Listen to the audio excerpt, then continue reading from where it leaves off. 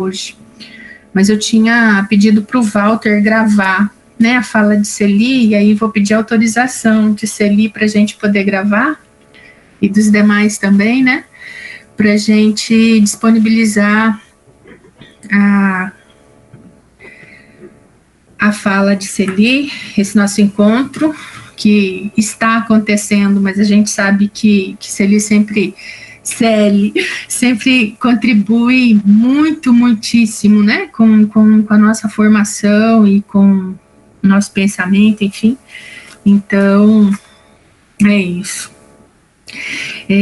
Eu quero, só para registrar, né, o nosso lamento pelo falecimento aí de mais de 250 mil pessoas pelo Covid, né, e a gente está enfrentando essa sindemia com o pior governo possível, né? Aqui no Amapá a gente está tendo um aumento do contágio, a gente está tendo a diminuição das vagas na UTI. Há um tempo atrás alguém falava assim, as pessoas só vão se importar quando algum rosto conhecido deixar de existir por conta disso, né? E a gente já tem contabilizado muitos rostos, né? Próximos, companheiros, companheiras, colegas de trabalho, enfim.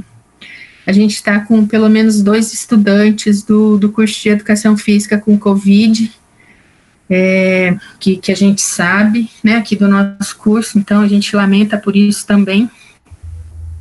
E a gente tem uma outra decisão para lamentar, que é a publicação de referendo do reitor sobre o retorno remoto e híbrido, né,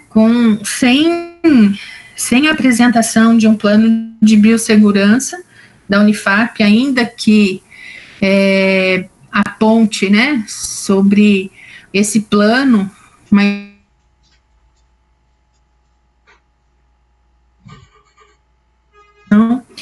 pelo documento que foi encaminhado hoje, né, com o calendário, dá para entender que esse plano vai ser emitido com 15 dias antecedendo o início do semestre, só que também dá a entender que o plano já existe, que o que vai ser comunicado com 15 dias de antecedência são as condições de cada uma das unidades, né, para as atividades presenciais. Então, é difícil de entender, né, depois de um ano de sindemia, a gente, enquanto universidade, não conseguiu estabelecer um diálogo, né, a gente não sabe o que está acontecendo, tem os dados gerais de corte de financiamento, redução ou, enfim, a redução de editais, de tudo, né, de todas as modalidades que a gente tinha antes. O que acontece agora é tudo voltado para o Covid, mas, enfim, dados da Unifap é muito difícil a gente conseguir, porque a página também não é atualizada com esses dados. O que a assessoria de comunicação publica são 1000 maravilhas, ou seja, é uma coisa fora da casinha, né? Guilherme, seja bem-vindo.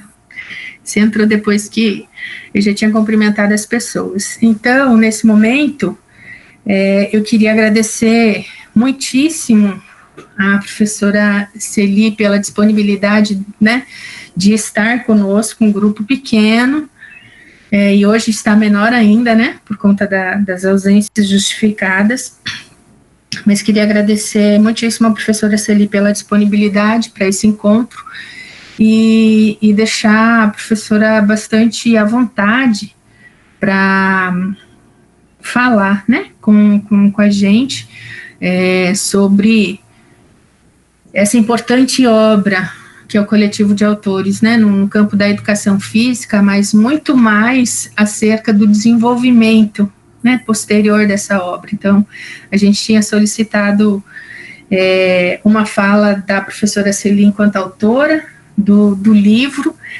e também como uma das pessoas que continuam no desenvolvimento dessa abordagem pedagógica, né, a partir de toda uma fundamentação teórica que a professora Celi vai nos falar, e que também está muito didaticamente escrito no texto de referência que a gente tinha para leitura hoje, né? Então, eu acabei não pegando os dados do currículo, né, de Celi para falar, porque senão eu ia levar 3 horas para falar sobre, resumindo, né, sobre toda a formação da professora, sobre toda a produção, e sobre essa pessoa, essa mulher incrível que a professora Celi é, né? Então, Celi, está contigo, e aí, Walter, você já pode começar a gravar. E, enfim, a ideia é que a professora fale, né, o tempo que puder falar. Se for 40, 50 minutos, 1 hora, diálogo, né? Vamos lá. Então vamos lá.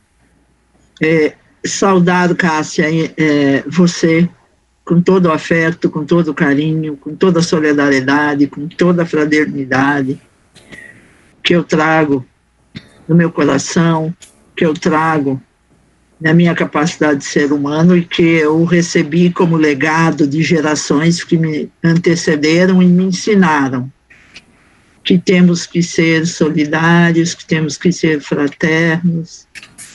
Saudar o Demilton, prazer enorme, você é um homem excepcional, uma pessoa que não fica só no seu quadrado, que percebe que tem que ir para além, que dialoga, que conversa com quem não pensa igual a você, isso é maravilhoso. Guilherme, querido, Jennifer, João Paulo, Carmen, Walter, um abraço especial para todos vocês, muito bom estar com a nova geração. Eu quero fazer uma proposta de trabalho para vocês. Em primeiro lugar, eu queria ver em que ponto vocês estão. Vocês estão em algum ponto nos estudos. Eu tenho uma ideia, mas eu queria que vocês confirmassem comigo se a ideia que eu tenho do ponto em que vocês estão é correta. Em segundo lugar, eu quero colocar para vocês os desafios que vocês estão tendo nesse momento histórico. Segundo lugar, desafios da juventude. Desafios da juventude. E daí, de novo, eu quero ver, eu preciso de vocês para saber se o que eu tenho na minha cabeça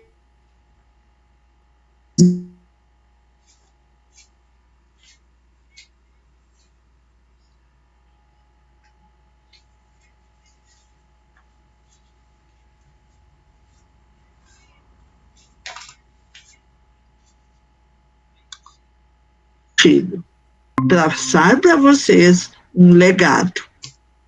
E não é um pequeno legado. É um legado que talvez seja necessário lutar mais 30, 50, 100 anos para ser compreendido. Não é qualquer legado. Eu pergunto para vocês, vocês têm acordo que num primeiro momento a gente veja o grau de desenvolvimento teórico desse coletivo. Segundo momento, os desafios de vocês. E terceiro momento, que contribuições, um legado construído historicamente há mais de 30 anos, pode contribuir com vocês. Vocês têm acordo? Jennifer, Walter, Guilherme. Sim, professor. Karen. Sim? Sim. Sim. Está lá no chat, se vocês puderem falar, ótimo. Várias pessoas aqui, Karen, Walter, Guilherme, todos concordando. Quem não puder abrir a câmera e dizer sim, bota no chat. Tentando aqui jogar o celular para abrir a câmera. Ótimo, Walter. Grande Walter. Jennifer, querida. João Paulo. Sério. Guilherme, querido. Muito bem. Então, vamos lá. Temos aí a maioria dizendo sim, o nosso roteiro de trabalho vai ser esse. Veja só. A ideia que eu tenho é que vocês entraram no curso de Educação Física, vocês estão em diferentes períodos, mas vocês têm coisas em comuns que vocês estão acumulando. Vocês estão acumulando um conhecimento a respeito, um conhecimento que vem da área da saúde, que explica o que é o ser humano, como ele se desenvolve, o que são as forças internas, o que são as forças externas. Vocês estão estudando como se constitui a corporalidade humana, o que é o corpo humano. Vocês estão bebendo na biologia para saber como a energia faz com que a nossa motivação nos leva a nos movimentar, a caminhar, a correr, a saltar. Vocês estão adquirindo conhecimentos e já têm conhecimento sobre as explicações que vêm da área das ciências sociais. Vocês já estão com elementos que permitem explicar como é que determinados fenômenos coletivos, comunitários, fazem parte da vida das pessoas, como isso foi atravessado na história, como isso chegou até nós. Então, vocês já sabem a origem de alguns elementos da cultura corporal. Vocês estão estudando, vocês estão vendo, olha, a ginástica tem raízes históricas, o esporte tem raiz histórica, a luta tem raiz histórica. Então, vocês já sabem coisas a esse respeito. Vocês também já têm coisas acumuladas, explicações sobre o desenvolvimento da psique humana. Então, vocês já estão dominando o que acontece com o ser humano quando ele vai crescendo. Ele é gerado na barriga da mãe, depois ele nasce, daí ele vai crescendo. Nesse crescimento dele, na relação com os outros seres humanos, ele vai se desenvolvendo, ele vai aprendendo.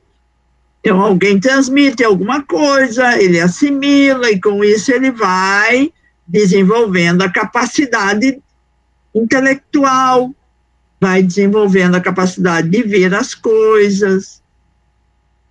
Então, vocês já têm um acúmulozinho sobre isso.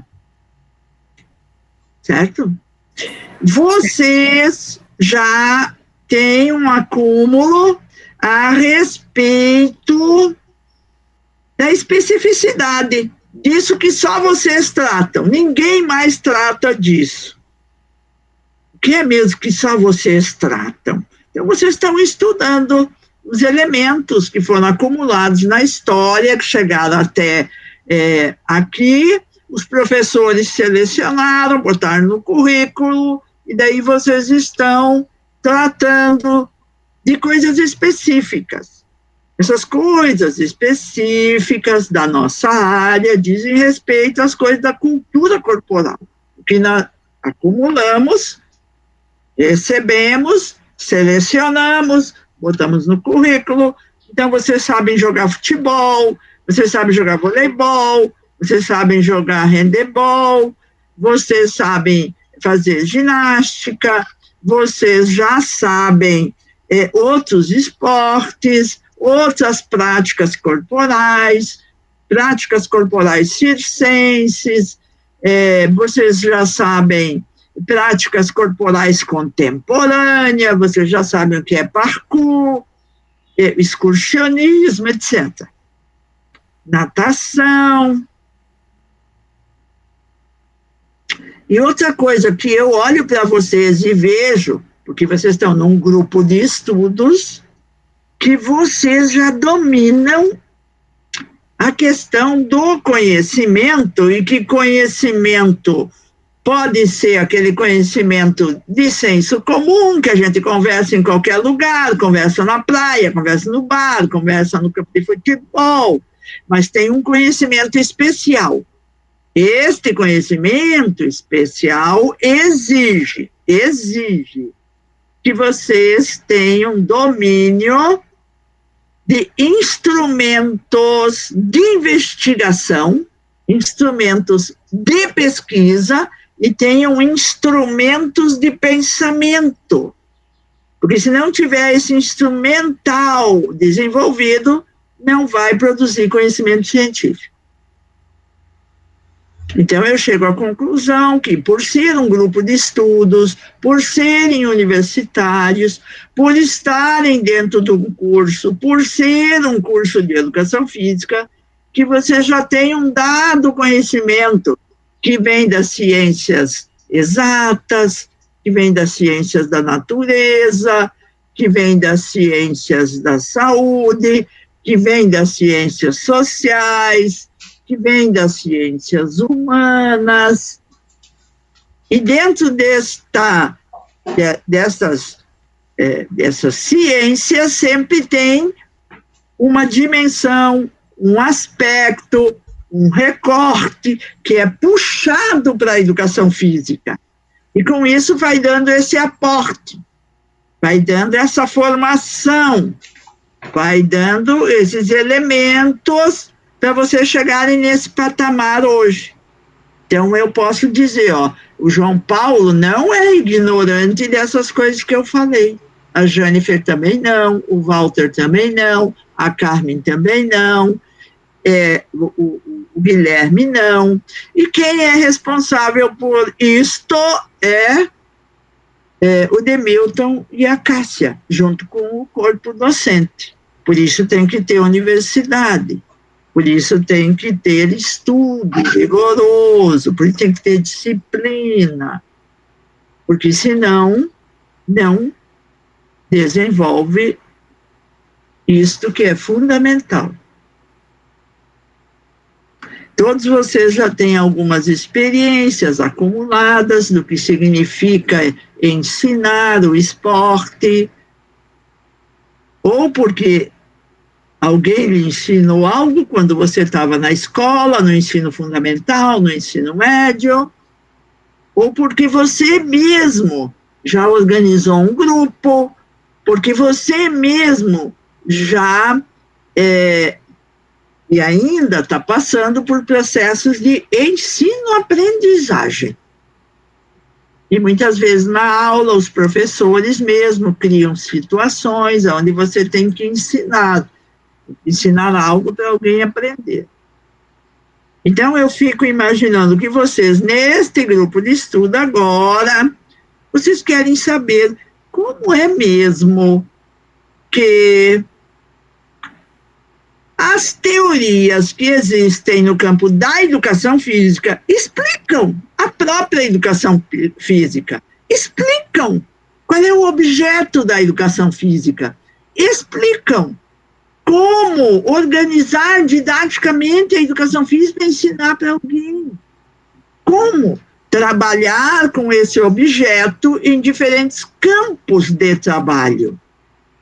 Na academia, no clube, na praça, no movimento social, no sistema de saúde, na escola.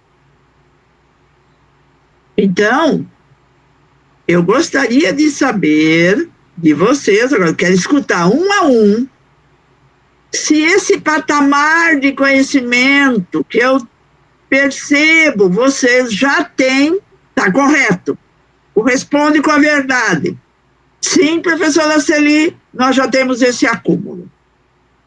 Me diga, Guilherme, agora bem rápido, diga, temos sim, não temos, temos precariamente, passamos por isso, mas não temos ideia que é isso. Karen, Walter, cada um fala uma palavra. Eu tenho uma síntese crítica em construção, né?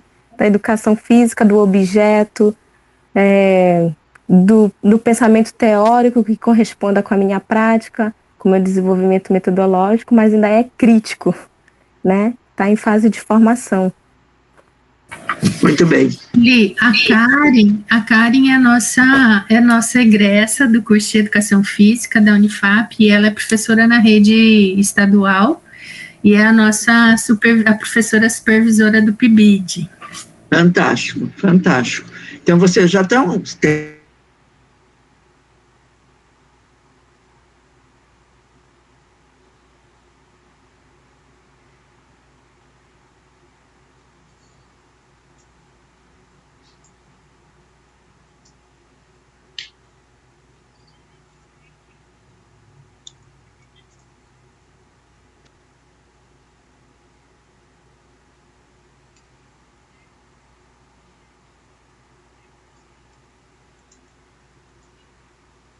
Em construção, em desenvolvimento, que está cada vez mais se consolidando. O Guilherme é nosso estudante do curso de Educação Física e ele é do PET, em Educação Física. Muito bem. Programa Especial de Treinamento, não é? São os programas, deve ter outro nome, era assim há um tempo atrás. O João Paulo. Sim, Cássia, pode falar. Aqui é o programa de educação tutorial, agora tem esse nome. Certo. Antigamente, quando ele nasce com esse nome que muda. Ok, João. Então, professora, eu estou tentando me aprofundar mais. Vou ser sincero, né? Eu estou bem superficial em questão do conhecimento, né? A respeito da área, até porque eu desmotivei. A pandemia entrou aí, deu uma desmotivada, até para estudar online, me matriculei algumas disciplinas, mas deu uma desmotivada e eu não continuei. Inclusive, a professora Cássia e o professor Demir estavam falando, que aconteceu muito também. Mas eu atuo como estagiário no SESI, né, e eu busco também dar o meu melhor para as criancinhas, porque eu trabalho com crianças também, com turma de adultos, e é na área de lutas. Eu faço jiu-jitsu, então eu estudo muito essa área também. Muito bem. Muito bem. A gente está aqui para, ombro a ombro com você, arrancar a motivação para a gente levantar a nossa capacidade humana e enfrentar esse período difícil. Jennifer. Eu passo a mesma ideia do João. Acredito que essa pandemia foi bem efetiva na vida de todo mundo, e a gente está nessa construção, é um projeto em construção e a gente está tentando se aperfeiçoar a cada dia, e acredito que a gente pode melhorar bastante. Muito bem. João Paulo e Jennifer são nossos estudantes do curso de Educação Física, ambos bolsistas do PIBID nessa edição de 2021. Que bom, que bom. 2020, aliás. Bom, muito bem. Quem falta falar? Acho que eu. Então, professora, eu acredito que a gente tem esse conhecimento Vai, tá dando um pouco de eco aqui, só um minuto.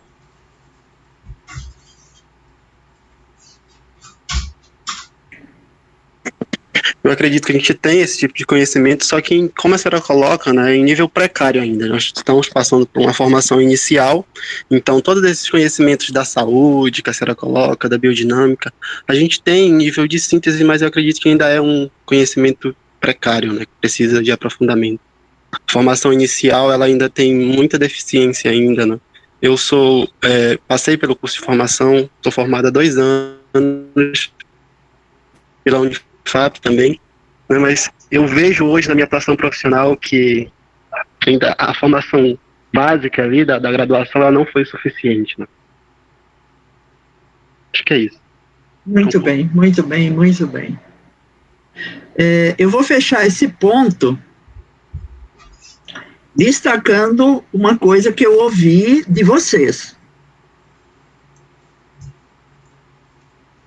A nossa área é uma área do conhecimento científico que bebe em várias ciências para nos permitir atuar nos campos de trabalho, mas nós ainda reconhecemos que essa apropriação dessa ciência e o desenvolvimento dessa ciência precisa avançar do ponto de vista crítico. Então, vocês estão dizendo isso, tanto os que estão dentro do curso, como quem já saiu. Porque vocês percebem que esse grau de conhecimento que vocês já têm, que é ótimo, fantástico, que se diferencia vocês, os milhões que não conseguiram entrar na universidade, ele ainda é insuficiente. Ele ainda é insuficiente.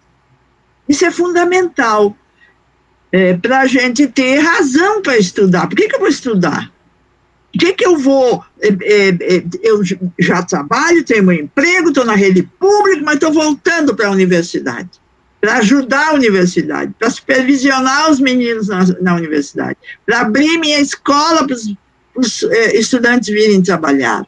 Por que eu vou fazer o estágio no SESC? Então, eu quero concluir dizendo que o que eu levo para mim agora é a lição. É a lição.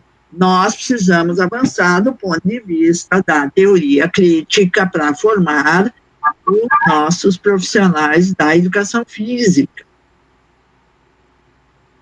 para poder contribuir com a sociedade em geral, não para ela ficar do jeito como ela está, mas para ela mudar. Muito bem. Então, eu vou entrar no ponto seguinte. Qual é o ponto seguinte? Qual é o ponto 2? Falar dos desafios, perspectiva. Isso, Karen. Bota um ponto na média, Cássia, para ela. Eu posso começar falando, então? Pode. Então, professora, a nossa perspectiva, a partir das nossas aproximações e a gente entender que ainda é crítico, né? Como a senhora falou, a gente reconhece que precisa de aprofundamento, é porque a gente percebe, primeiro, a diferença de classe, né? Do público que a gente atende numa rede particular e do público que a gente atende numa rede pública. As diferenças de acesso, né, do bem cultural produzido que a criança da rede particular tem, que a criança da rede pública tem, né? As diferentes formas de que um dado conhecimento ele é colocado para uma criança, para a gente, né? Uma criança que tem acesso, né? E das crianças que não têm. Então, frente a isso, a gente tem grandes desafios, porque o projeto de educação do nosso sistema brasileiro ele é diferenciado, né? Para uma educação da rede privada, da rede pública. Então, há um projeto de educação diferenciado, né, onde um limita muito mais, tem condições precárias, né, tem uma ideia de projeto político diferenciado na formação desses nossos alunos, que influencia também no coletivo de professores para estar lutando junto, né, na coletividade por melhoras. Então, tudo isso a gente vê como desafio, né, que a gente tem desafio de encontrar ombro a ombro dentro da escola, desafio de encontrar ombro a ombro pelas lutas de questões sociais. Então, tudo isso são desafios. E a perspectiva que a gente vê é que os estudos que a gente vê, eles denunciam tudo isso para a gente. A forma lógica de ensino, a forma de pensamento filosófico dos projetos. Então, isso para a gente, perspectiva, mas a gente não sabe como ainda enfrentar, como ainda criar os instrumentos de enfrentamento para tudo isso, entendeu? Mas que a gente já consegue fazer essas leituras, né, da nossa realidade concreta. Muito bem, muito bem, muito bem.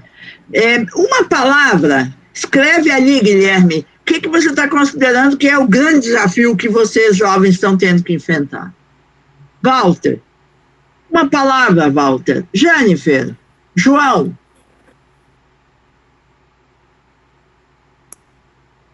Meu desafio. Eu já vi que o desafio que o nosso querido João Paulo colocou é superar essa desmotivação, essa depressão que está batendo fundo e está nos afastando dos estudos. Por exemplo, né, meu querido? Cadê? Sumiu todo mundo! João Paulo. Estou aqui, professor. Então, o que você acha? Uma palavra, não precisa...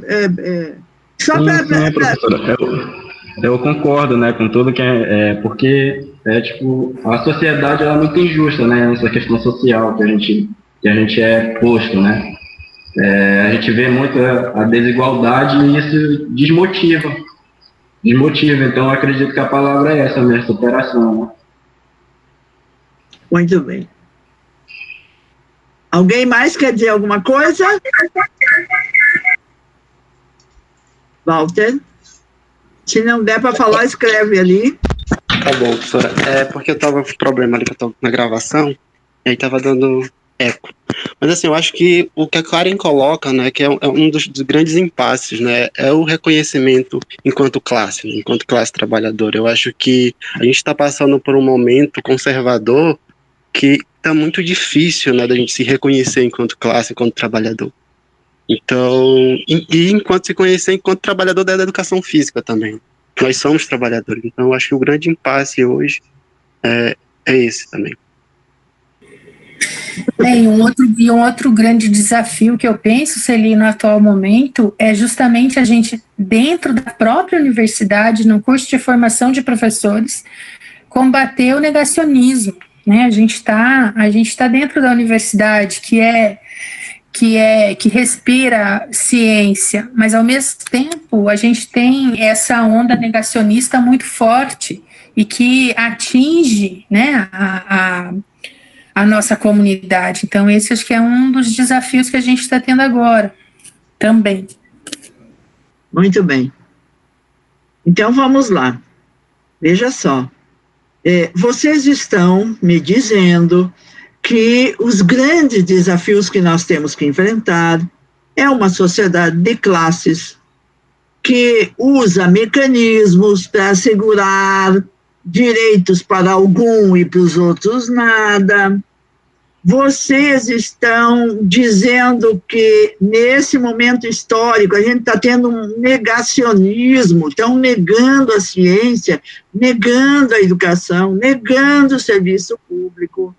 Vocês estão dizendo que o grande desafio que nós temos agora é enfrentar uma política que tem um nome, se chama necropolítica, que é a política planejada para matar uma parte, não os ricos, mas os pobres, os negros, os quilombolas, os sem terra, os sem teto, os sem universidade, os sem emprego. Vocês estão dizendo que, nesse momento histórico, nós precisamos, sim, como professores, como profissionais da área da educação física, encontrar uma razão de ser na sociedade. Nosso trabalho é importante, ele é útil para a sociedade.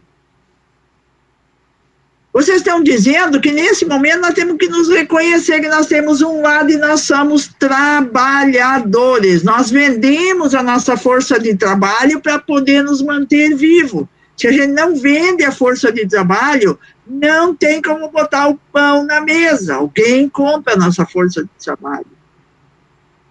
E, fundamentalmente, nós estamos dentro de uma universidade e, lamentavelmente, dentro da própria universidade, que deveria fazer com que a gente formasse e produzisse conhecimento para superar as injustiças, superar a sociedade de classe, superar a exploração, superar a opressão, a gente está vendo o contrário. Meus queridos, vocês têm toda a razão. Eu vou fechar essa parte com uma síntese do que eu percebo sobre os grandes desafios. Veja só, muitos estão dizendo que a pandemia, esse momento de crise sanitária, é o mais grave que nós temos que enfrentar. Eu não tenho acordo com isso. O vírus não pensa. O vírus, ele vive, ele precisa se alimentar. Se ele não se alimenta do que ele precisa, ele morre. Por isso a gente está lavando as mãos e usando álcool gel. Mas o vírus não pensa. Ele não pensa, eu vou atacar o mundo inteiro. Ele não pensa, eu vou atacar só os pobres, os periféricos, os negros, as mulheres. Ele não pensa. Quem é que pensa? Os seres humanos. Nós pensamos. O vírus não é de hoje. Vírus sempre existiram. E existem, e são muito mais graves. Nós invadimos a área deles, eles vieram para cima de nós. Eles só querem viver. Mas para viver, ele precisa de substância. E daí ele entra em nós para buscar a substância que dá vida a ele. E para dar vida a ele, ele mata a gente. Meus queridos, o que tem por trás, que está causando a morte a nível planetário, é um modo de organizar a vida. E esse modo de organizar a vida, ele está baseado em quatro coisas. A primeira coisa, esse modo, ele só se mantém porque ele suga, porque ele explora, porque ele arranca da natureza e dos outros seres humanos o que, nas relações de troca das mercadorias, gera riqueza. E essa riqueza concentrada. E por isso se mantém a concentração dos meios de produção das coisas. Então, esse é o primeiro pilar.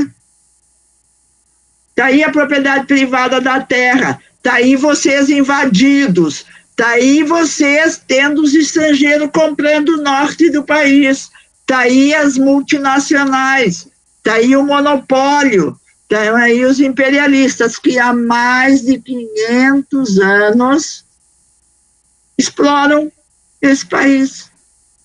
Isso é um desafio histórico.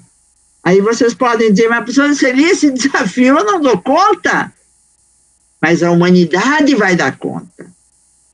E nós temos que contribuir, porque a gente já superou as cavernas, a gente já superou o escravismo daquele tempo, porque hoje tem outro. Tem um trabalho análogo ao trabalho escravo.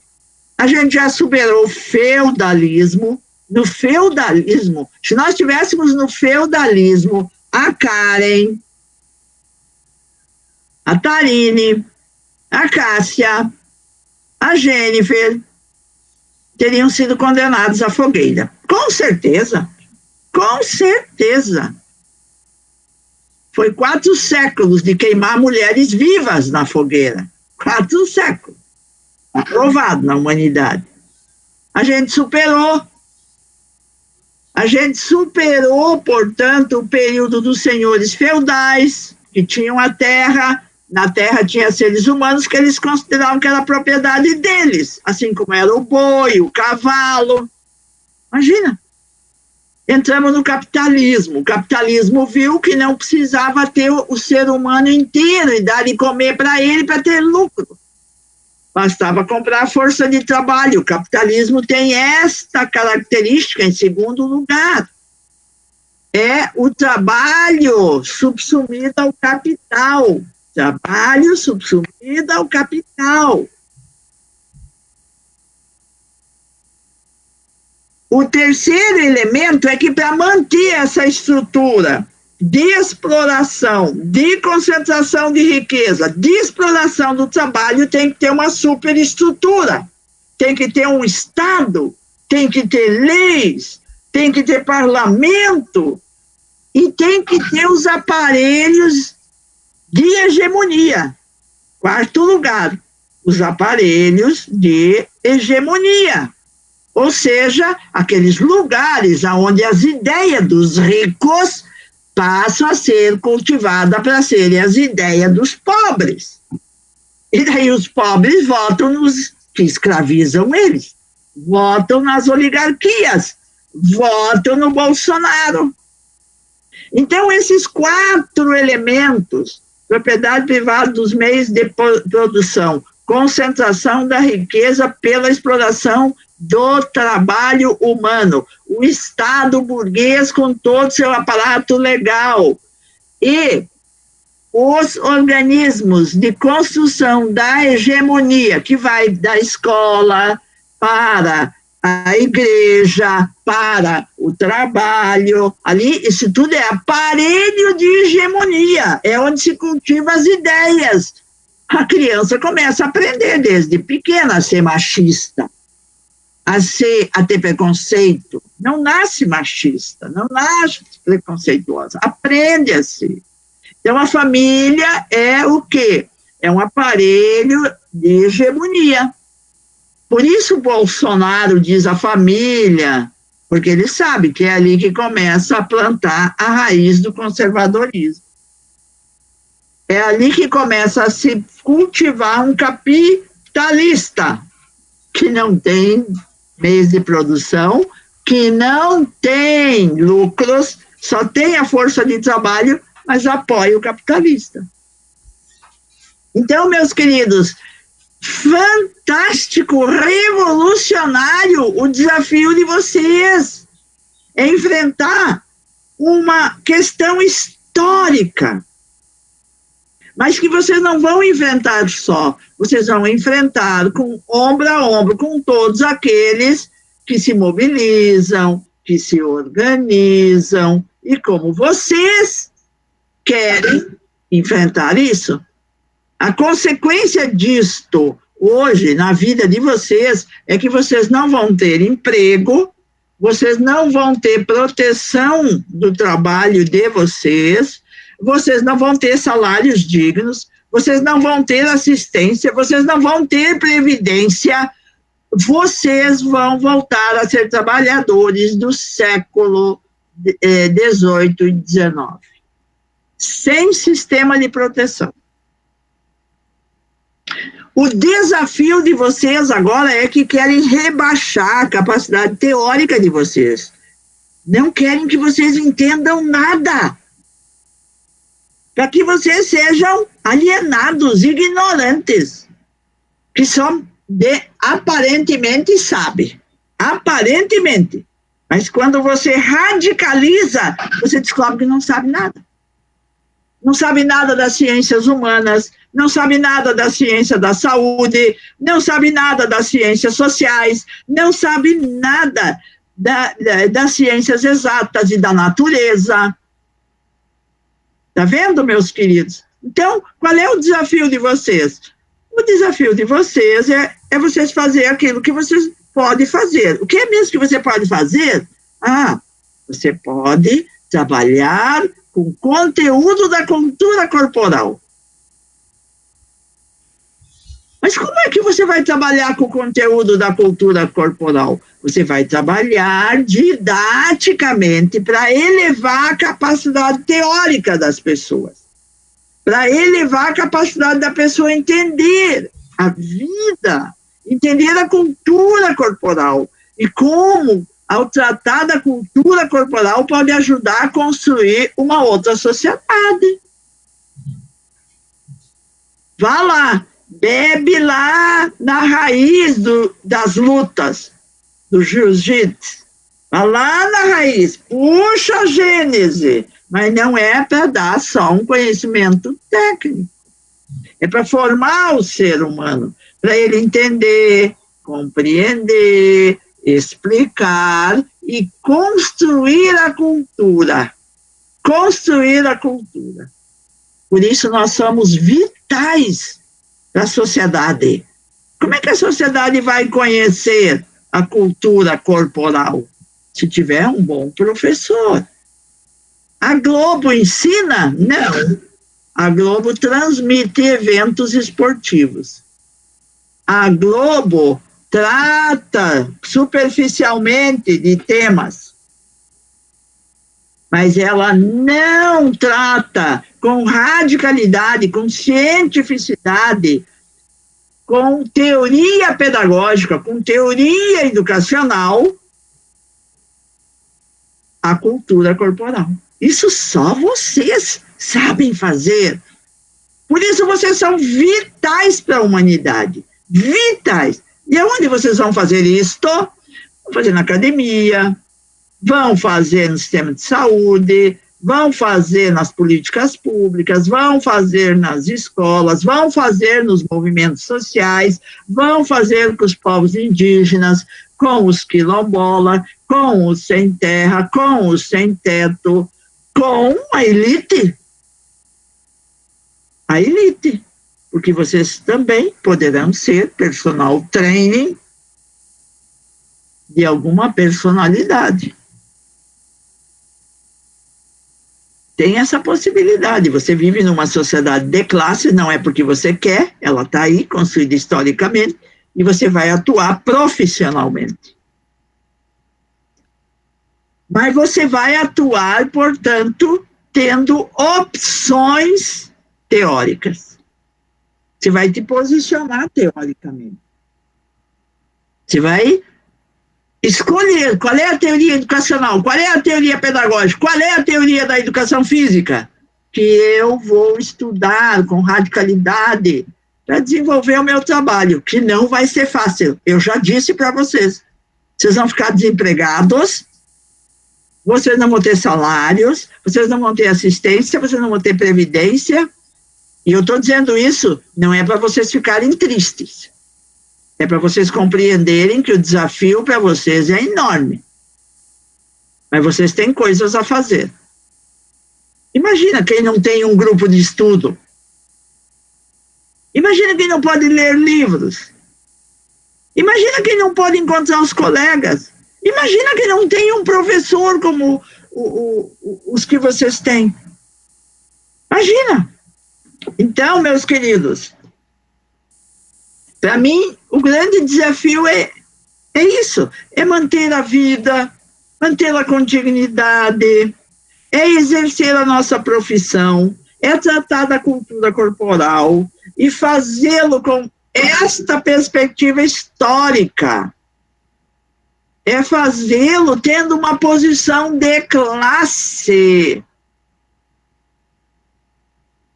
é fazê-lo levando em conta o que tem de mais avançado na teoria. E para isso a gente precisa estudar, por isso que a Cássia tem a responsabilidade, e está aí, junto com o Demilton, de manter esse grupo, de motivar esse grupo, entendeu? De dar impulso a esse grupo, e eis eu aqui. Porque eu estou que nem Jesus Cristo, onde tem dois reunidos para fazer a revolução, lá eu estou.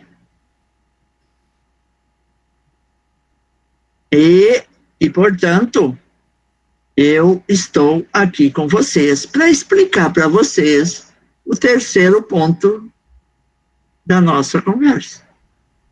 Qual é o terceiro ponto mesmo?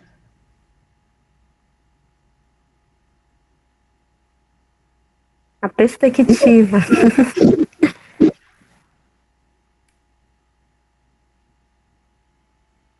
Então, Karen, querida, a Cássia me chamou. E ela disse, sim, vamos colocar uma perspectiva para essa juventude. Mas eu quero que você vá lá contar para esses jovens, porque você é a única que sobrou, porque Michele já morreu, porque Walter Bracht abandonou, porque Carmen Lúcia abandonou. Lino Castellani. Tem algumas aproximações. A Elizabeth Varjal tomou outro rumo. A única viva, e eu tenho medo que seja por pouco tempo. Eu tenho medo. Porque eu fui condenado à morte. Não eu. O meu povo, a minha classe, a minha geração. Ela está morrendo. E não é culpa do vírus. É culpa dos que estão na direção desse país e não tomam as medidas. Não tem planejamento de combate ao Covid. Não tem vacinação em massa. Não tem testagem em massa. Não tem quebra de patentes para fabricar aqui. Nós temos condições de fabricar essa vacina. Não tem auxílio emergencial para todo mundo. Não tem manutenção de emprego, estão demitindo aos rodos. Aqui na Ford, fechou de um dia para o outro. Botaram 5 mil para fora, que atingiu mais 12 mil terceirizados, que atingiu 180 mil pessoas na cadeia produtiva. Eu fui parar no hospital de dor no coração. De dor no coração de ver pai de família, mãe de família desempregados. E a política, a necropolítica continua. Por isso eu tenho medo.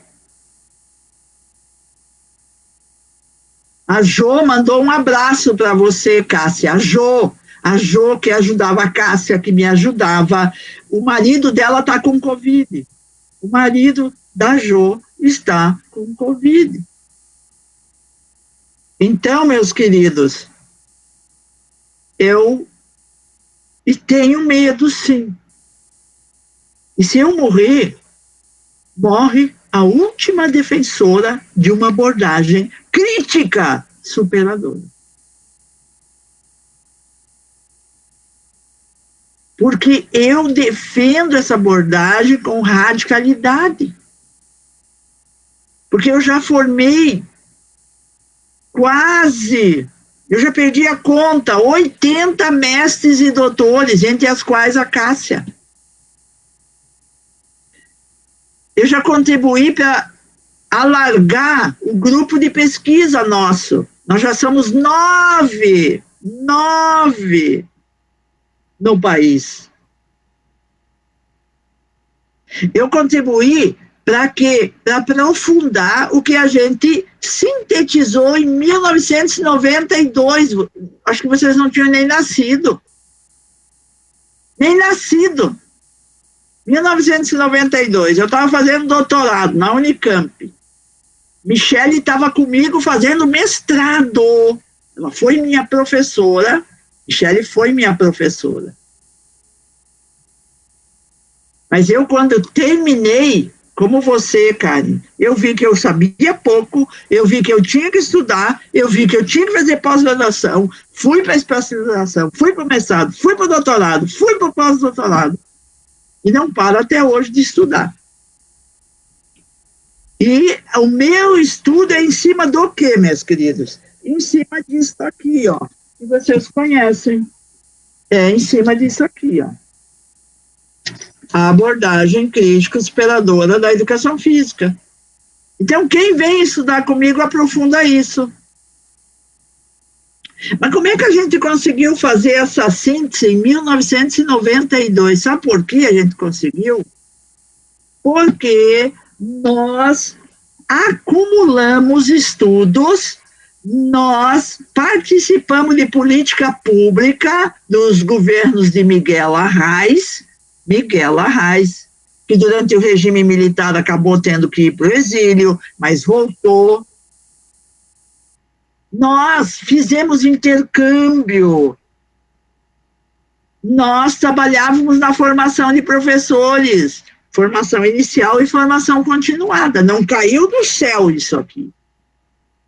Aí o que aconteceu? Naquela época, nós estávamos saindo do regime militar, naquela época nós estávamos lutando contra a educação física, aquela educação física tecnicista, aquela educação física que estava dentro da escola, com leis que diziam que a educação física é para desenvolver a aptidão física, que se baseava no treinamento de alto rendimento para organizar didaticamente as aulas, que a aula era aquecimento, parte principal, volta calma. Era assim a aula. Mas isso era por quê? Porque vinha do treinamento desportivo. Então, meus queridos, o Lino Castellani foi chamado por uma equipe que estava responsável de apresentar metodologias superadoras em todas as áreas. Sociologia, história, filosofia, para os professores que trabalhavam com o ensino básico. Aí o Lino viu que a tarefa era enorme, olhou para o nosso país e viu onde é que tinha experiências importantes, significativas, que já estavam mexendo no currículo, estavam mexendo na política pública do Estado, na educação física nas escolas. Aí ele identificou o Walter Bracht e a Carminha no Paraná, Michele, Beth Varjal e eu em Pernambuco, e ele em São Paulo.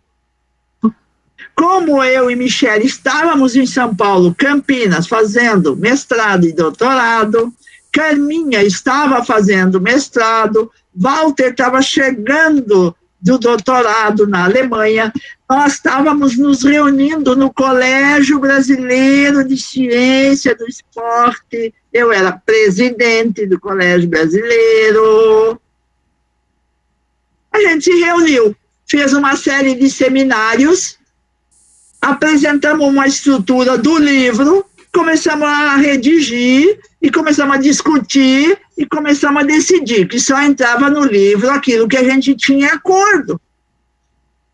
Então, vocês vão ver o livro, e o livro vai ter o primeiro capítulo, na introdução, tem a introdução, o primeiro capítulo é justo o confronto de perspectiva, educação física no currículo escolar, desenvolvimento da aptidão física ou cultura corporal. Começamos a questionar o objeto e chegamos à seguinte conclusão, pelos estudos, a gente não estuda o movimento humano, a gente não estuda o corpo humano, a gente estuda o que a humanidade produziu e trouxe até nós, que foi que ela produziu a cultura corporal. Lá dentro tem conhecimento sobre o movimentar-se, tem conhecimento sobre o movimento, tem conhecimento sobre o corpo, mas esse não é nosso objeto. O nosso objeto é a cultura corporal, ou seja, o que a humanidade produziu durante milênios e trouxe até nós, que agora a gente seleciona e ensina, transmite. O segundo capítulo,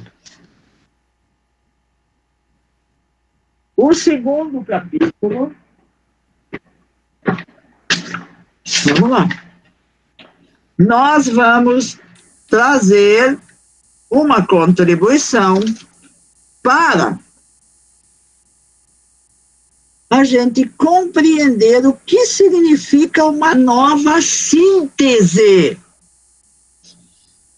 E nessa nova síntese, respondendo a pergunta, mas afinal de contas, o que é educação física? Respondendo a pergunta, o que são movimentos renovadores? Respondendo, portanto, a essa indagação sobre para que mesmo é que tem a educação física?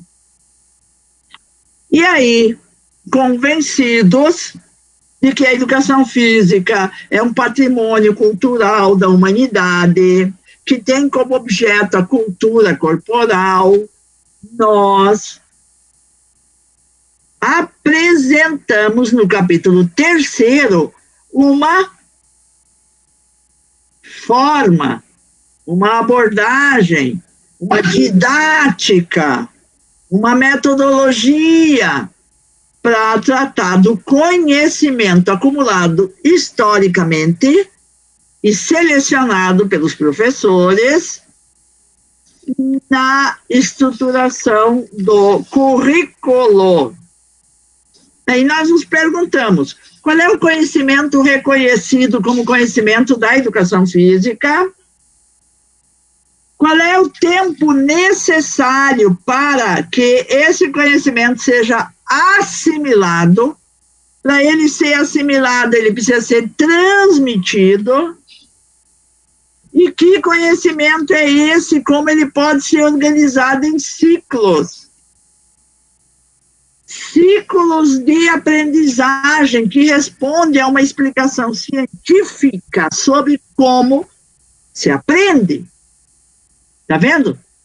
Então, João Paulo nasceu, teve contato com o mundo, que não nasceu com ele dentro da cabeça dele, ele teve que trazer o que estava fora dele para dentro.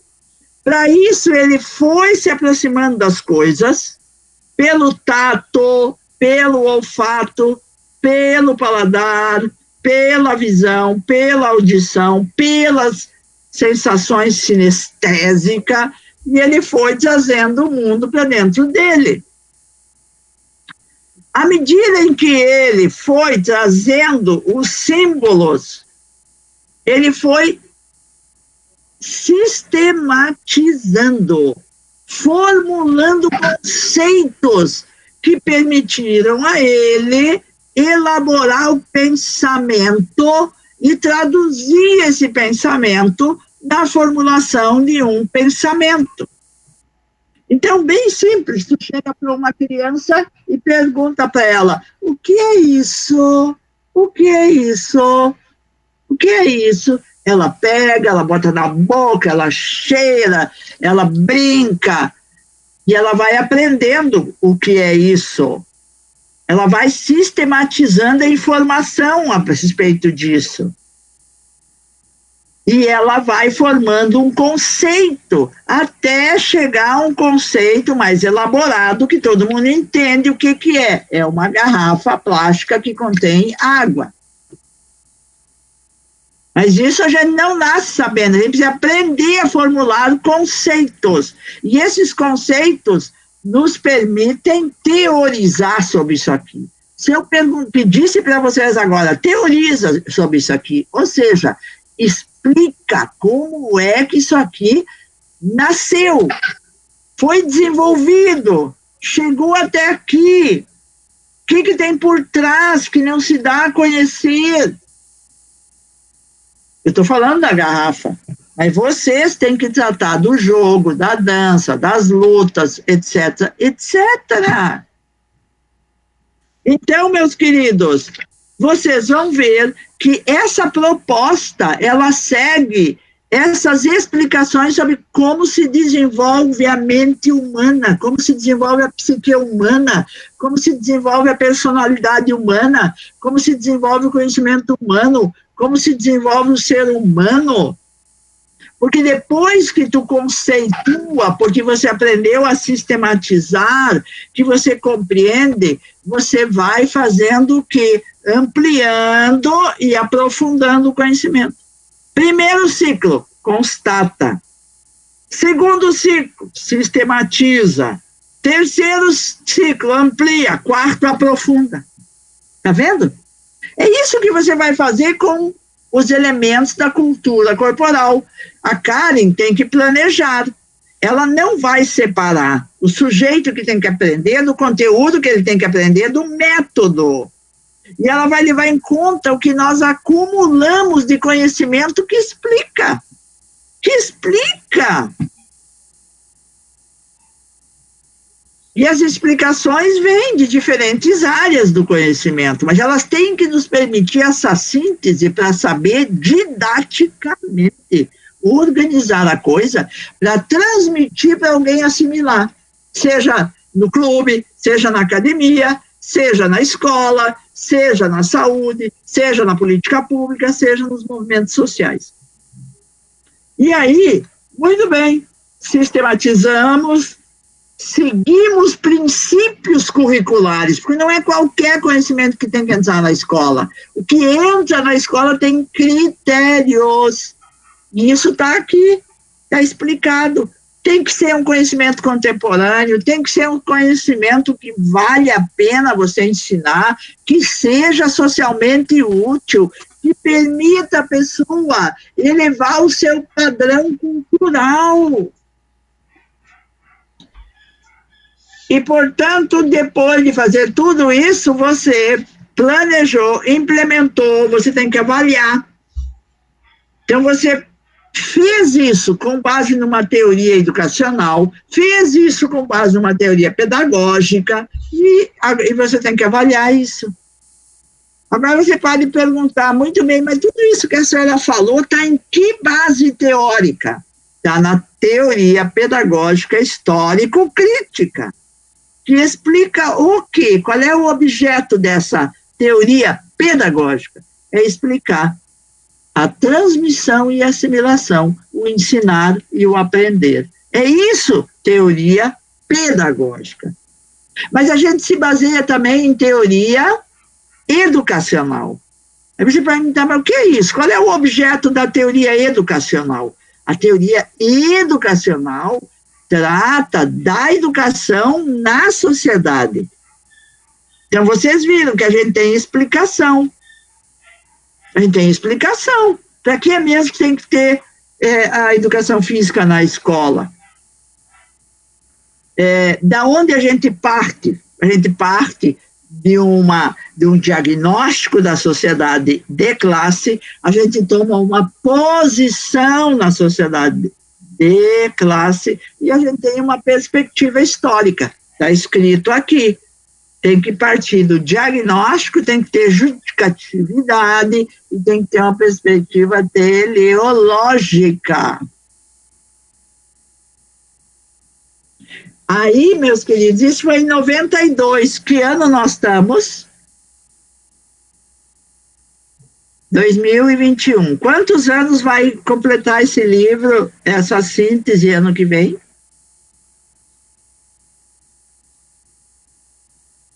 1992. 2022. São quantos anos? 30 anos. Queridos, vocês estão na frente de uma mulher que há mais de 30 anos luta para ter uma base teórica consistente para vocês desempenharem um relevante papel social, que é garantir que as novas gerações tenham acesso ao patrimônio cultural da humanidade.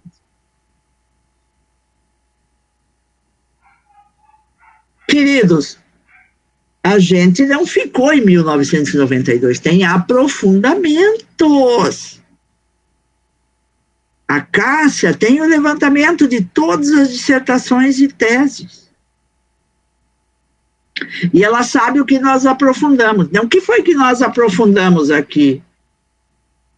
Nós aprofundamos elementos que nos colocam ombro a ombro com a teoria pedagógica a respeito do que é o currículo, os princípios curriculares, o que é a atividade humana, o que é o conhecimento clássico, que tem que ser selecionado, como ele tem que ser tratado, o que é a formação de professores que vão lidar com isso aqui, o que é a atuação de professores que nas políticas públicas vão lidar com isso aqui. E aí eu posso dar um nome e a tese de cada um deles que se dedicou a aprofundar a questão do trabalho pedagógico, a questão da produção do conhecimento, a questão da formação inicial e continuada, a questão da política pública. Vocês estão na frente de uma doutoranda que aprofundou a discussão sobre formação inicial e formação continuada de professores dentro da pesquisa, da abordagem crítica superadora. Portanto, 30 anos depois, está a tese da Cássia. Leiam a tese da Cássia. E veja, acho que o nosso querido Demilton, ele, mais do que ninguém nesse país, entende o esforço que nós estamos fazendo para não fazer aquela repartição, aquela divisão, aquela separação entre a área da saúde, a área pedagógica, a área das ciências sociais, etc. E a Cássia mostrou. A Cássia disse, peraí, que é isso? Fazer o que com a saúde mesmo? Para que bacharel estudar saúde e o pedagogo só pedagogia? Nada disso, vamos ter um curso só, vamos dar uma constante base teórica que esses jovens vão ser capazes de trabalhar em vários campos. Então, vocês estão no Amapá, num estado agora que está sofrendo terrivelmente por causa dessas políticas oligárquicas, imperialistas, dominadoras, capitalistas, que pelo racismo, pelo machismo, acimentam o capitalismo. Eu quero convidar vocês para assistir, daqui a pouco, às 20 horas, duas mulheres fantásticas que vão tratar sobre racismo, capitalismo e revolução. Portanto, nós estamos num outro patamar. E aí chegam vocês. Nossa, é maravilhoso. Vocês não fazem ideia do que passa na minha cabeça quando eu vejo vocês.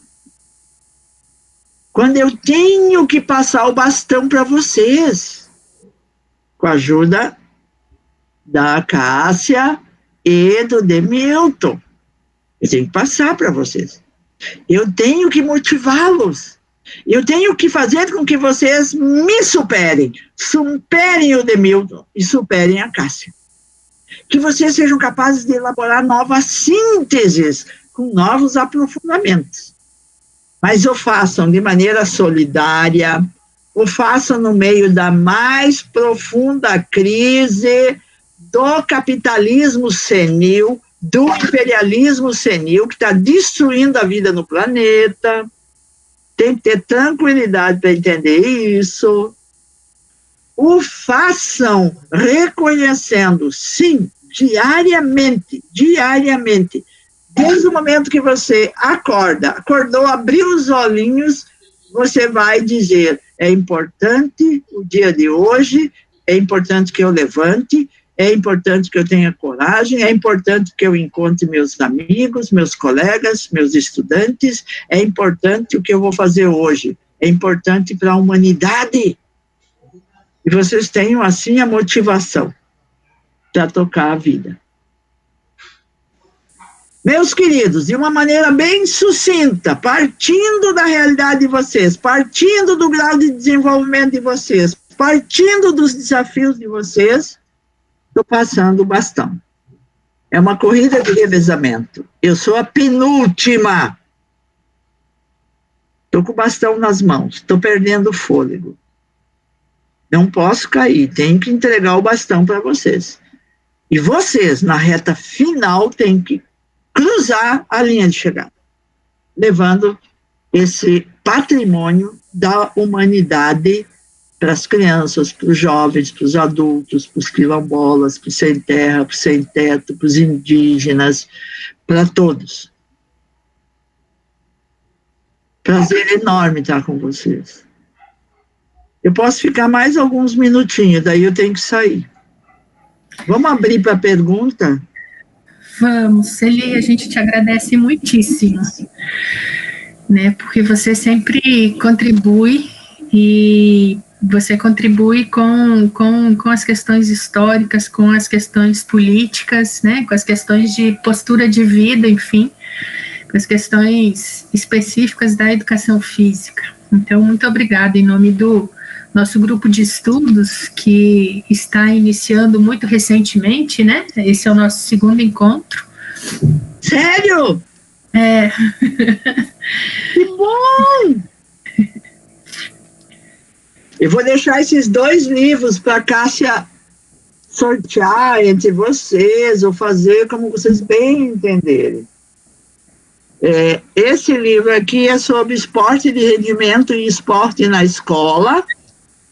Esse livro tem textos de autores de renome na nossa área: Walter Bracht, Elenor Kuntz, Eduardo Gaia, Marco Paulo Stiger, Alexandre Vaz, Hugo Lovisolo.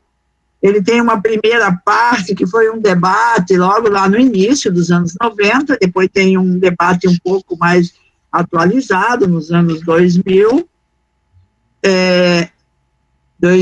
2009, imagina. Mas ele tem uma peculiaridade, isso aqui é como uma coisa rara, principalmente para a história da educação física. Esse livro só tem uma mulher escrevendo nele. Sabe quem é? Eu. Isso aqui é uma prova do machismo na educação física. Então, quem elaborava as teorias pode pegar na história, eram os homens. Então, a gente tem que saber explicar por que isso. E eu enfrentei poucas e boas para ser presidente do CBCE, para ser respeitada porque faço ciência, e para poder constar de um livro histórico. Então, esse livro vai para vocês. O outro livro é um livro resultado do intercâmbio acadêmico com a Alemanha. A Cássia foi comigo, ela percorreu. Eu gosto de contar essa história. Cássia era minha doutoranda. Eu disse para ela: você vai comigo para vários países e você vai decidir aonde você vai fazer seus estudos sanduíche, que é os estudos que você faz no meio, em locais e autoridades que te dão mais elementos do que aqueles que a gente tem aqui. Ela foi comigo para Portugal. Não tem live. Não vai. Não mexe. Ela foi comigo para a Espanha. Ela foi comigo para a Inglaterra. Ela foi comigo para a Alemanha. Ela foi comigo para a Itália, para decidir que o sanduíche dela seria na Itália. Cássia é um ser humano muito especial. Muito especial. Cuidem dela, preservem essa mulher.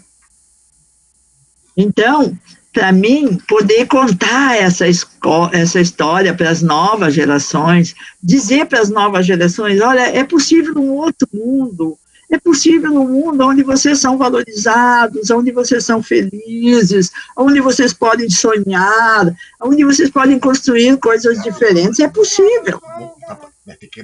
Nós estamos passando agora por esse capitalismo senil, porque é isso que está matando.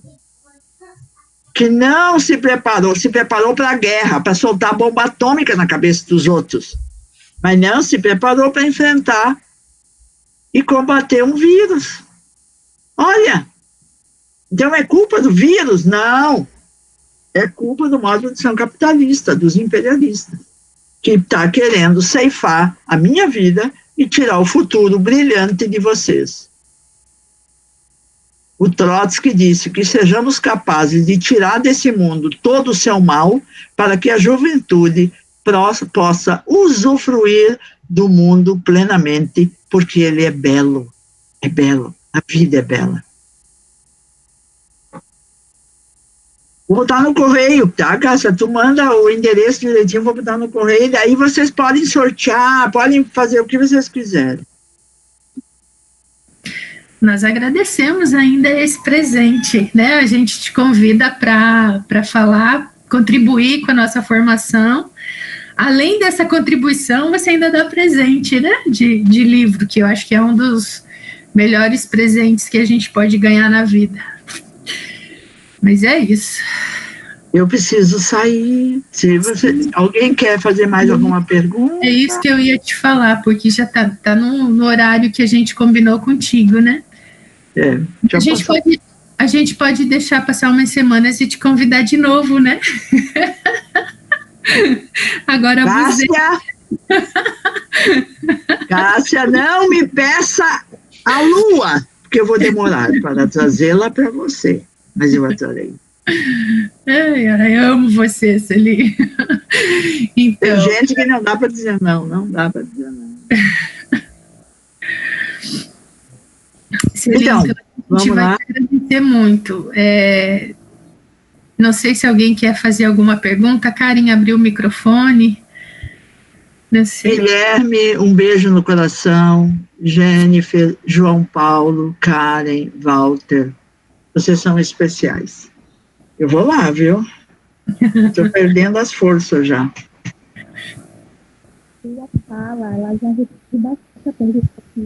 Tá baixo. A gente não está te ouvindo muito bem, Karen. Tá para ouvir agora? Agora. Então, eu tinha elaborado uma pergunta, mas a sua fala já respondeu bastante, né? O que eu tinha elaborado, porque o que eu prestei atenção na leitura do livro Metodologia do Ensino da Educação Física, do livro Escola e Democracia e do livro Desenvolvimento do Psiquismo, né, e da Educação na Escola, que vocês fazem essa denúncia, né, da lógica formal de ensinar, essa denúncia de um projeto que tem, né, no contexto concreto real da nossa sociedade.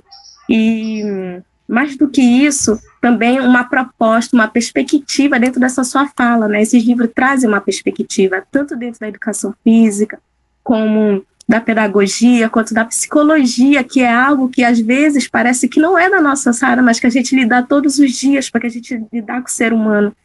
E aí, na sua fala, contempla justamente isso, que eu falei, a gente sabe das mazelas, mas a gente não sabe como enfrentar, né?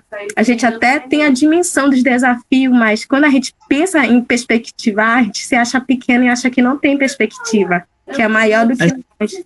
Exatamente. Exato. E é nessa sua fala que eu pude ver que é nisso daí, quando a gente põe que o direito à vida está na frente disso, que compartilhar o pouco que a gente acessa com outros que também querem acessar, vai dando essa perspectiva. Então, eu queria um pouquinho que você falasse desse mesmo, deixasse mais forte para a gente essa mensagem de que existe perspectiva, apesar de ser muito difícil, a gente tem que fazer essa escolha todos os dias. Então, sábado eu trabalhei na formação sindical de professores da Universidade Federal Rural de Pernambuco. Então, tinham lá 20 professores e eu estava trabalhando com os professores.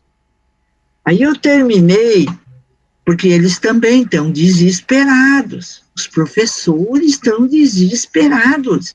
As pessoas estão ficando doentes. Os professores estão tendo os seus empregos ameaçados, seu salário ameaçado, e a luta não está fácil.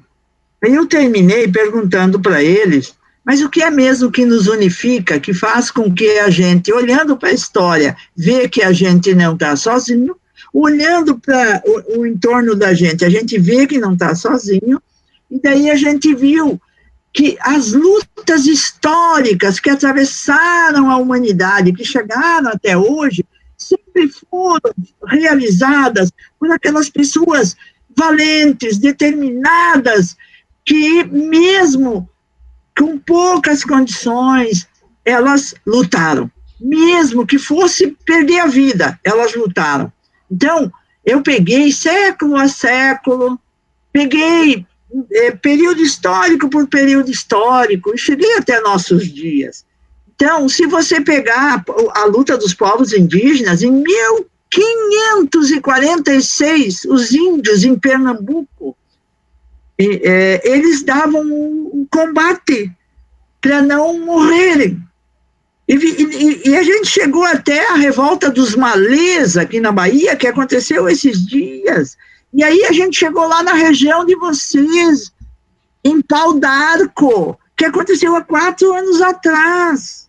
Porque esse povo, 10 pessoas morreram assassinadas, porque eles lutavam, eles foram plantados no chão. Então, a gente tem que olhar isso, cara, tem que se sentir forte. A gente veio dali. E quando a gente olha hoje, a gente está vendo a luta dos negros nos Estados Unidos, a gente está vendo a luta dos sindicatos, a luta do povo chileno, a luta das mulheres argentinas, a luta dos equatorianos, dos bolivianos, a gente está vendo. Então, nós não estamos sozinhos. Então, é muito importante. E a Angela Davis, e eu terminei com eles, como estou terminando com você, ela disse o seguinte, ó, você tem que se sentir capaz, como se você fosse capaz de fazer a revolução. Porque cada atitude, cada gesto, vai se somando, nós não estamos sós, nós somos humanidade.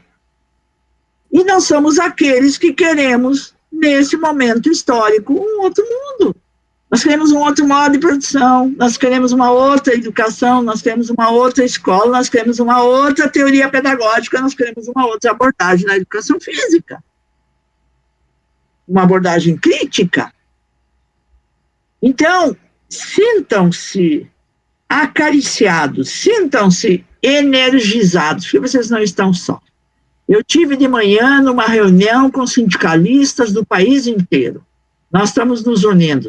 Vacinação já para todo mundo, porque nós temos que garantir a vida pelo SUS, com testagem massificada, com quebra de patentes para fabricar a vacina, com auxílio emergencial para quem não tem emprego, com garantia de emprego para quem tem, contra essa reforma administrativa e essa economia da guerra. E fundamentalmente, tem que anular todos os processos contra Lula, porque eles são fraudulentos, e precisa, sim, derrubar, terminar, acabar com esse governo genocida que está implementando a necropolítica. Veja, esse grupo de estudo é um grupo de estudo revolucionário. É isso. O que você fizer, se soma. O que você fizer, amplia. Sintam-se fortalecidos. Queridos, eu vou. Um beijo, solidário, cuidem-se e lutem. Beijo, Celi, muito obrigada. Tchau. Tchau, Celi. Palavras de força e motivação. Beijo. Sim. Força, muita energia para você.